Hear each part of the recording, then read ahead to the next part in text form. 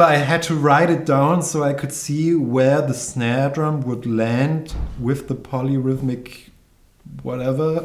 Yeah. Yeah, and then we just couldn't play it.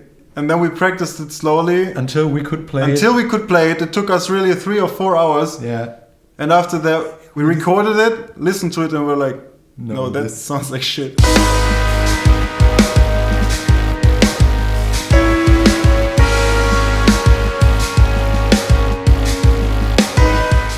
So, practice playing quiet slowly together. All right. Another interesting part is the part after the build-up, where I, till this day, have no idea how we came up with it.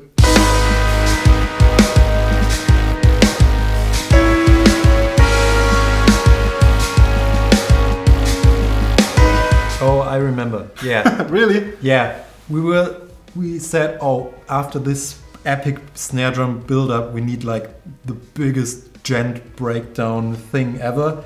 And we thought about something extremely complex, and we tried to play it like for 4 hours until we could play it, to then decide, no, this sounds shit.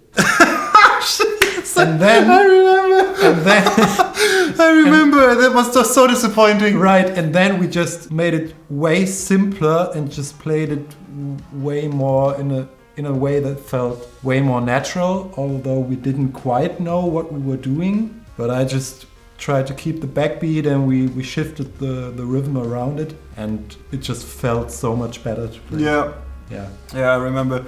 That was a fun. I remember that was a really fucked up session. We just really, I think we had a great idea for how we will do it with all these rhythmic shiftings and stuff. I remember I had to write it down so I could see where the snare drum would land with the polyrhythmic whatever.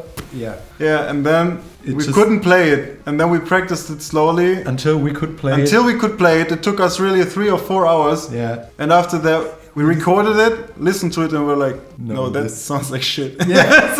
I totally remember.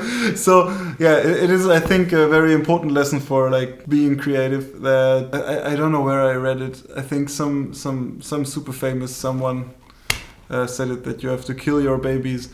And it's very important to get to a next level, because if you decide that things suck, then don't put it in the song just because you practiced it a lot. Yeah.